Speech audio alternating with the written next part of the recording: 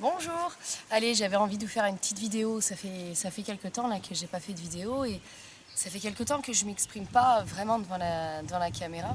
Et en fait, j'avais envie de parler d'un sujet qui, comment dire, qui fait complètement partie de la relation au cheval, d'être en conscience avec le cheval et de notre propre qualité d'être avec nous-mêmes. Et du coup, pour illustrer ça, je vais vous parler, moi, de mon parcours, de là où j'en suis, de ce que j'ai évolué en quelques mois. Ça ne veut pas dire que ça correspond à tout le monde, loin de là. Et c'est pas. Est-ce que c'est un exemple? J'en sais rien. En tout cas, c'est ce qui, moi, me correspond. Et j'ai vu que grâce à tout ça, en fait, ça a pu changer des choses énormes dans ma vie, notamment dans ma qualité de travail avec les chevaux, dans ma qualité d'être avec eux. Et.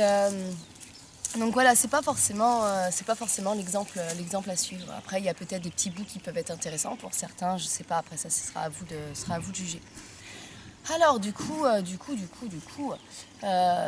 il y a quelques mois, en fait, je crois que j'avais besoin d'aller plus en moi, plus en connexion avec moi-même. Et, ça faisait longtemps que je me faisais pas aider que je me faisais aider par personne en fait sur le point de vue développement personnel. Je faisais ma route toute seule j'avais mes expériences toute seule.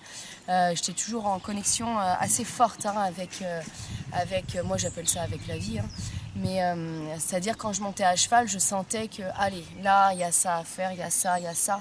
Mais en fait, des fois c'est bien d'avoir des petits coups de pouce de l'extérieur pour pour faire un bond et aller beaucoup plus loin. Et donc voilà, donc ça a permis ce travail-là avec cette personne a pu être vraiment très intéressant. Ça m'a mis miroir de ce que j'étais, toute cette force que j'avais en moi, en trop. Alors c'est super, le point positif, c'est que grâce à cette force, grâce à cette volonté de vivre, grâce à cette énergie qui est très forte en moi, c'est génial parce que grâce à tout ça, il y a tout ce domaine de ouf, ce domaine où je suis partie de rien. Il y a 5 ans ici, il y avait des bâches, des barbelés, des pneus, la tour en état catastrophique, les granges défoncées. Bon bref, c'était tout cata quoi. Il n'y avait aucune fleur, rien. Donc c'est génial d'avoir cette puissance, mais du coup, comment canaliser après cette puissance quand ça tombe dans la volonté d'être, dans le je veux, dans ce truc à imposer au cheval. Et là, du coup, je suis en train de revenir un peu sur ce truc-là, ce truc de j'impose un peu moins, beaucoup moins. Et du coup, je vais beaucoup plus avec lui. Alors il y aura des vidéos là-dessus avec, par exemple, le reculé de Stella en liberté, mais la monte beaucoup plus légère avec des chevaux. Je remonte à cru, je commence à sortir des chevaux un petit peu sans licol. Ça c'est grave. Merci à Mathias. Mathias, je connais plus son nom de famille, mais Mathias, je crois que vous êtes beaucoup à l'avoir vu. Il a 3 vidéos sur internet. Il est juste extraordinaire. Il est extraordinaire. Et justement, je vais switcher. Je vais switcher par rapport à lui. Et cet homme, pour moi, en fait, donc il monte sans selle, sans side, sans cordelette, sans licol, sans rien. Il part avec ses chevaux. Alors ses chevaux, je ne sais pas si c'est des chevaux qu'il a au travail ou quoi. Il part avec ses chevaux. En tout cas, il y a 3 chevaux différents, donc il ne fait pas ça qu'avec un. Ça, c'est bien de le dire aussi. Il fait ça il part et sur la route, monter, descendre, sauter, passer les rivières, descendre, manger, sans rien. Tu tiens pas, tu repars avec ton cheval. C'est juste. Cet homme, pour moi, il est hyper connecté à lui, quoi. Il est hyper dans la présence de son être, il est hyper dans le ici et maintenant. C'est magique, j'ai jamais parlé avec cet homme, mais vu ce qui s'en dégage, c'est joli. Et donc, alors, pour revenir du coup à cette qualité que j'ai repris par rapport à moi-même, qu'est-ce que j'ai mis en place? Donc du coup de faire un retour sur moi-même grâce à cette personne, un retour que du coup j'ai arrêté. Je pense que des fois c'est intéressant de se dire est-ce que ça me correspond ou ça me correspond pas? Est-ce que ça retombe dans le jeu de peut-être s'illusionner ou être manipulé ou être je sais pas, mais il y a un moment quand à l'intérieur de nous ça nous fait ok, je pense qu'il faut mieux savoir s'écouter. En tout cas, c'était vraiment un chouette parcours d'en arriver jusqu'à là. Et qu'est-ce que j'ai mis en place du coup? Qu'est-ce que je mets en place là dans ma vie? Donc moi depuis maintenant, là on est en mars, depuis juillet l'année dernière, donc là on est en mars 2019, donc depuis 1er juillet 2018, donc j'ai complètement arrêté le sucre industriel. Moi qui mangeais j'étais végétarienne, je mangeais beaucoup de gâteaux. Parce que c'était facile, tu travailles un cheval, tu as ça dans ta poche, c'est hyper facile, c'est hyper pratique, tu n'as jamais le temps, donc c'était le truc hyper facile. Donc j'ai complètement arrêté le sucre industriel. Et du coup, vers quoi ça m'a emmené? Et ben, du coup, à travailler sur mes dépendances. Donc ça, c'était génial. Mes dépendances à tout, quoi. Que ce soit à avoir mes dépendances dans la famille, à avoir mes dépendances affectives, mais avoir mes dépendances matérielles, avoir une qualité faussée dans ma perception de moi avec les autres ou avec la chose, quoi. Donc ça, c'était assez intéressant, ça m'a emmené en fait complètement naturellement, et ça je ne l'ai pas choisi, vers le véganisme. Alors j'adore la vidéo de Thierry Casasnovas, j'adore. Il parle des véganes en fait, et que lui il n'est pas végane, dans le sens où il ne veut pas se mettre une étiquette. Et j'ai beaucoup aimé cette vidéo. Il est à fond, cet homme, il est à fond, il est juste incroyable cet homme. Et il est juste à fond, quoi, à fond à déterminer ses idées. Et de pas aller jusqu'au bout, de pas aller dans l'extrême. Et bon, bref, j'aime. Mais en tout cas, moi quand je dis je suis oui, je suis végane, en fait on s'en fout. Là je suis comme Thierry Casasnovas, on n'en a rien à foutre de l'idée on ne colle pas une étiquette. C'est juste du coup pour le respect de mon corps, où je trouve que c'est beaucoup mieux de manger comme ça. Et par rapport aux animaux, mais regardez, là j'ai des bottes en cuir, voilà. Mais en attendant, voilà, il n'y a plus aucun produit. Je mange des œufs, et c'est les œufs de mes poules. Et donc là on dit, mais Ali, t'es pas végane. Mais si, mes poules, il n'y a aucun problème. Ils resteront chez moi jusqu'à la mort. Mais bon, c'est une vidéo pas pour parler de ça, mais on s'en fout.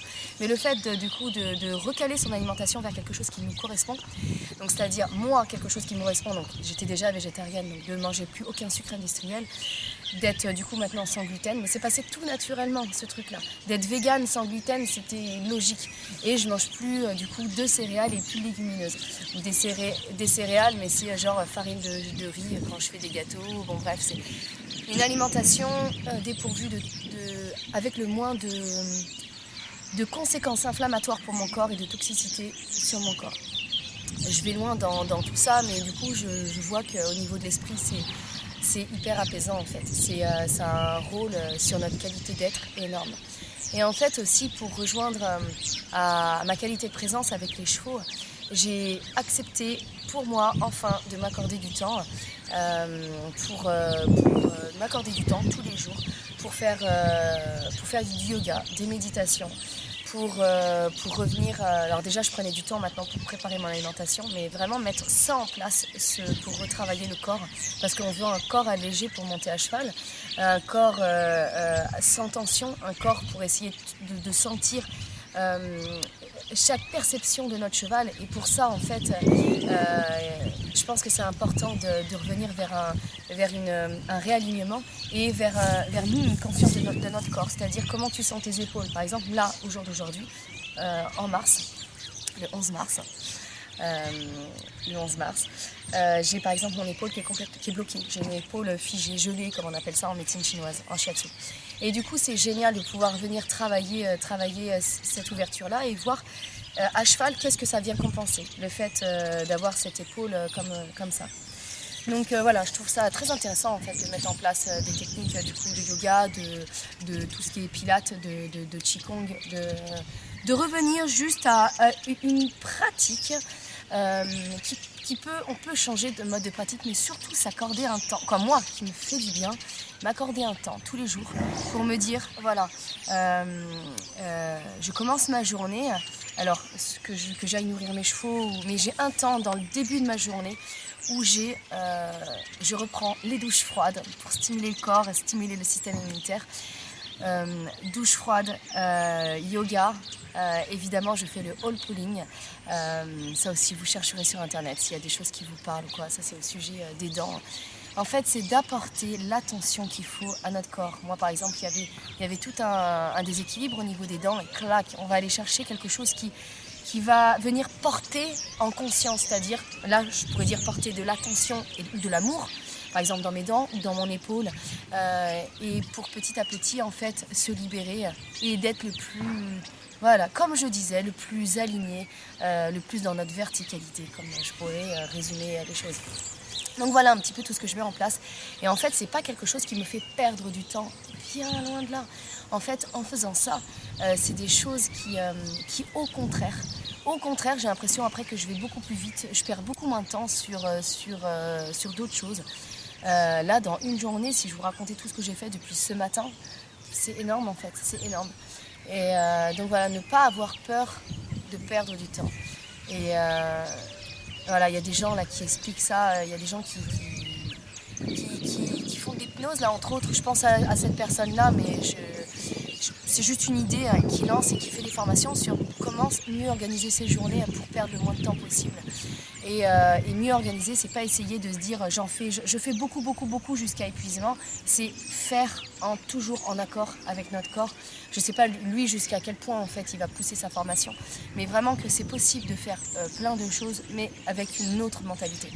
Et je pense que moi la vie là avec les chevaux me fait vraiment revenir vers une meilleure qualité pour moi de présence en moi. Et voilà, et du coup une meilleure qualité pour mes cavaliers. Et je me voyais beaucoup avec mes cavaliers en disant donc j'essaye toujours de relever les points positifs, ça c'est hyper important. Et des fois en fait j'étais assez catégorique en me disant bah voilà, regarde, tu montes comme ça, mais regarde, ça fait mal à ton cheval, ou par exemple tu as telle selle. J'étais très catégorique en disant, très jugeante en fait, dans le jugement. Bah tiens, même si ta selle coûte 3000 balles, même si t'as même pas envie, le truc c'est que t'as même pas envie d'écouter que là tu es en train de complètement, ta selle elle est posée sur le garrot, il y a rien qui respire, il y a rien. Ok, tu l'as acheté 3000 balles, tu dis que t'as pas le budget pour changer de selle. C'est ok. Et Aline, arrête c'est ok. Donc là, le cheval, qu'est-ce qu'on entend? C'est que la femme, elle veut pas t'entendre quand tu es comme ça. Et bien peut-être trouver une autre manière pour aborder. En fait, c'est difficile. Quand les gens ils sont prêts à écouter ou que ils sont dans la demande, ben, c'est hyper facile de parler simplement. En fait, c'est très facile. Et dès qu'on voit qu'il y a quelque chose qui nous dérange et que la personne n'est pas prête à écouter, en fait, je pense qu'il faut se taire. Vraiment. Et voilà, et du coup pareil, je repense à une stagiaire qui est venue là il y a quelques temps, et elle s'est rendue compte qu'en venant à la maison, c'est comme si elle savait plus du tout monter en fait. C'est comme si ça faisait reset en elle en disant je sais plus, je comprends plus quoi. Parce qu'elle a l'habitude de monter avec des chevaux de centre équestre, elle a l'habitude de monter en ayant beaucoup de mains, en ayant un corps très dur, Et puis moi, au lieu de gentiment, tranquillement l'amener avec... bah regarde, peut-être qu'on pourrait faire ça, pour améliorer ta qualité sur ton corps au niveau de ta verticalité, qui là était complètement comme ça et en force. Peut-être on peut basculer tranquillement vers cet axe-là, en étant plus décontracté, en lâchant les jambes. Arrête, Natsu, c'est bon. C'est bon, Natsu. Non, assis. Nats, assis.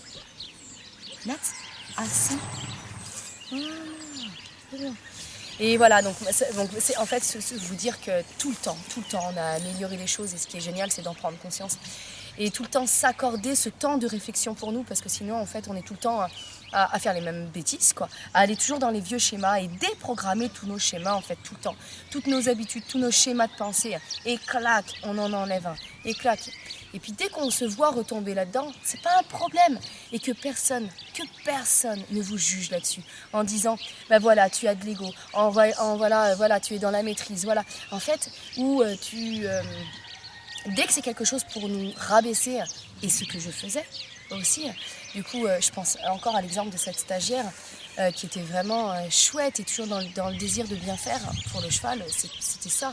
Et du coup, juste parce que j'ai été un petit peu dure au départ en disant mais non, mais là ça va pas en fait, t'as une montre qui est trop dure avec le cheval. Et le fait de dire ça, bah, tout de suite je bloque la personne.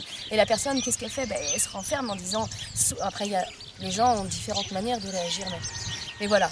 Donc ça c'est très important en fait de choisir des gens pour nous accompagner le mieux possible, vraiment, vraiment, vraiment, vraiment. Et que si aujourd'hui il y a de la colère qui monte, c'est pas en disant, voilà, en nous rabaissant là-dessus en fait, ou s'il y a de l'ego qui monte, c'est pas en nous rabaissant là-dessus, ou en disant il faut travailler là-dessus en fait, tranquille.